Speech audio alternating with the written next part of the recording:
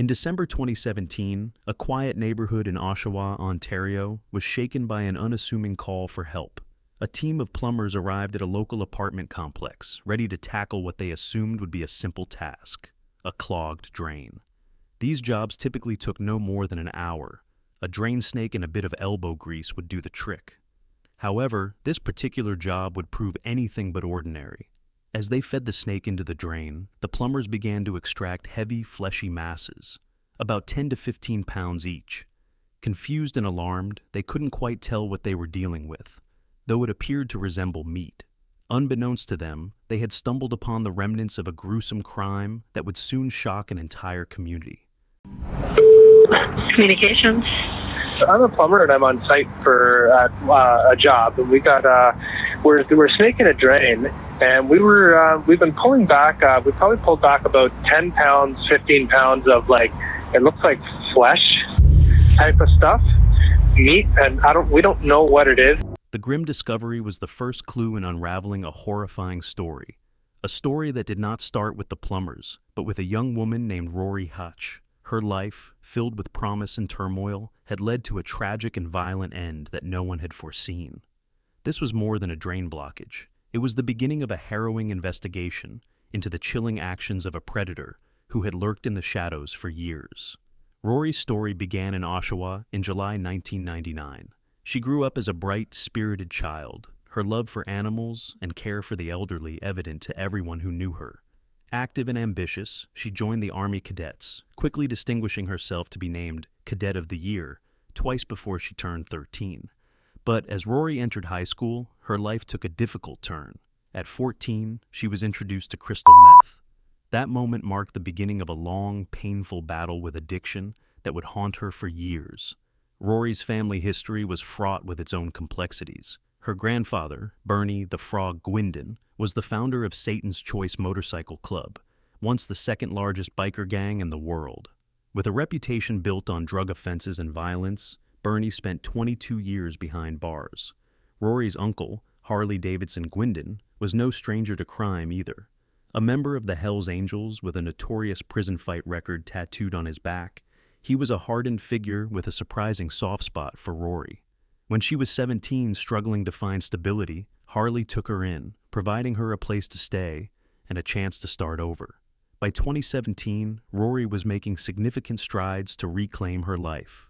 Clean and in a stable relationship with her boyfriend Tony, she had moved into her own apartment. Her family rallied around her. Harley even provided her with $1,000 to help cover her living expenses. She found a job, and for the first time in years, it seemed like she was on the right path. In August of that year, another unexpected change came her way. Rory discovered she was pregnant. The news filled her with hope. It seemed her future was finally looking brighter, but that hope was short-lived. Early that August, a fire broke out at Rory's mother's home. The blaze left her mother injured and claimed the life of the family dog. The incident shook Rory to her core, and those close to her noticed the changes almost immediately. Despite her efforts to stay clean, she began to relapse into drug use, seemingly triggered by the trauma of the fire. On August 29th, things took a darker turn. Rory was taken to the hospital by a friend and the friend's mother, experiencing what appeared to be a mental health crisis. Surveillance footage showed her in the hospital waiting room, but for reasons unknown, she left just 15 minutes after her companions had departed. That was the last time anyone saw Rory alive. Her sudden disappearance set off alarm bells among her family and friends. Rory was a regular at a local youth center called The Refuge, and her absence was uncharacteristic.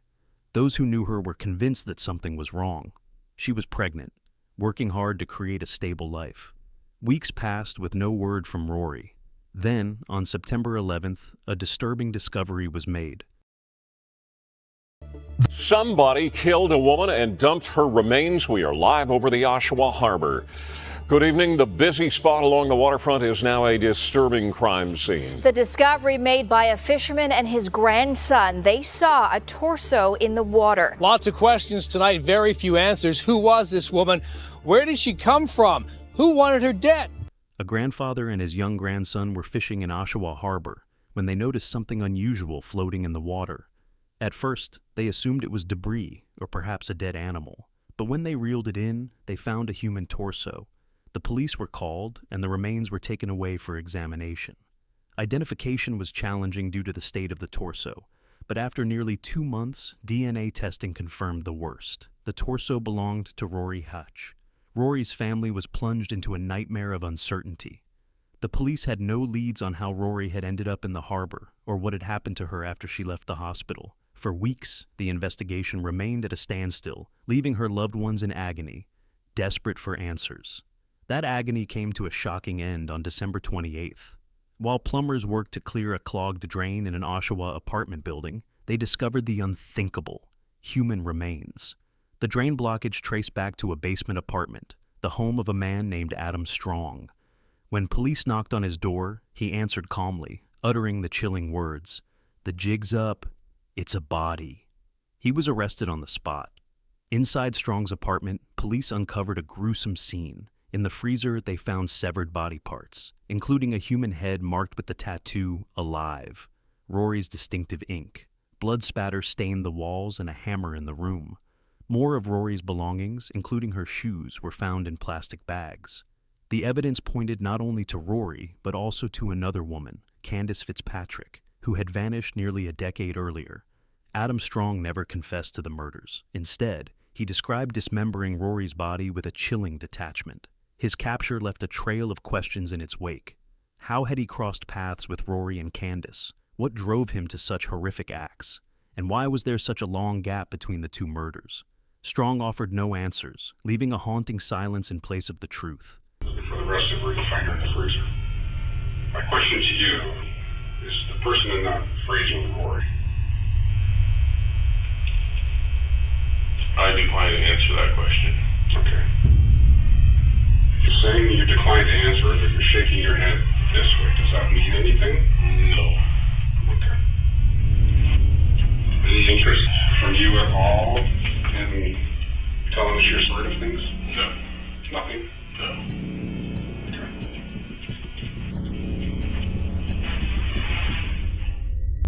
So, the 24th is when you start this. You said Christmas Eve? Yes. Are you doing this while it's frozen or partially defrosted? Completely defrosted. Okay. Now that would take several hours, wouldn't it? No, not in a bathtub full of hot water. Oh, okay. Like within a couple hours? I wouldn't wager. I had to fill the bathtub up a few times. How's that To keep sound? the water hot? Yes. Gotcha. I don't know if I should really be talking about that, but ultimately you do have me on the... There's no getting around that. Yep. I would like to, and I fielded this to my lawyer, and he's not interested in it. I don't understand why. Of spilling the beans and being as comfortable as I can in jail, like in a lounge. I don't know. I don't know. Like internet access, like a TV. Like I don't have anybody who's gonna buy me TV. I don't expect to get out of jail free card. I don't. I just want to be comfortable in jail, man. Well, I'm gonna blast. Man, go get some sleep, dude. And I appreciate you sticking around. Well, I'm sure I really have a choice.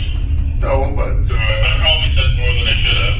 probably. Yeah. In March 2021, the court found Strong guilty of first-degree murder in Rory's death and manslaughter in Candace's case. His crimes earned him a life sentence.